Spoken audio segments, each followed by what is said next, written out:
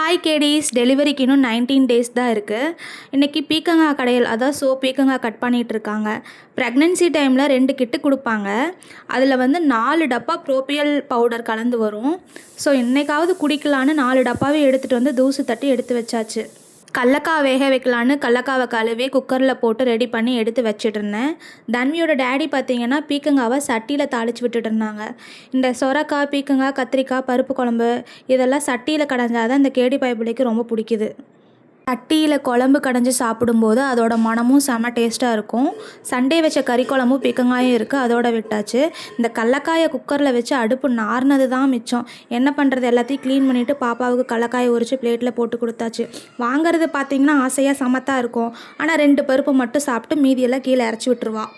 காயும் வெந்துருச்சு. அப்படியே கீழே இறக்கி வச்சு மத்து போட்டு கடைய ஆரம்பிச்சிட்டாங்க. குழம்புன்னு எது கடைய ஆரம்பித்தாலும் நானும் தன்வியும் அந்த இடத்துல இருப்போம். டேடி கொடுங்க டேடி கொடுங்க டேடின்னு வாங்கி நக்கி பார்த்துட்டு இருந்தா. நானும் இதுதான் கேப்பு அப்படின்னு சொல்லிட்டு வாங்கி சாப்பிட்டு பார்த்துட்டேன். பீக்கங்காய்க்கு சைடிஸ் எதுவும் இல்லைப்பா, ஸோ ஆம்லேட் போட்டு தரீங்களா அப்படின்னு சொல்லி கேட்டேன். உடனே ஆம்லேட் போட்டு கையோட பிளேட்டில் சாப்பாடும் போட்டு கொண்டு வந்து கொடுத்துட்டாங்க.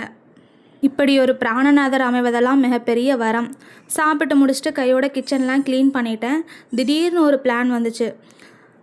தன்வியோட டேடியோட அக்கா வீட்டுக்கு கிளம்பலான்னு பிளான். அதாவது என்னோட நாத்தனார் வீட்டுக்கு. அங்கே எல்லோரும் ஃபேமிலியோடு கிளம்பி போயிட்டோம். அங்கே என்னுடைய பிராணநாதர் பூ வாங்கி கொடுத்தாங்க, அதையும் வாங்கி வச்சுக்கிட்டேன்.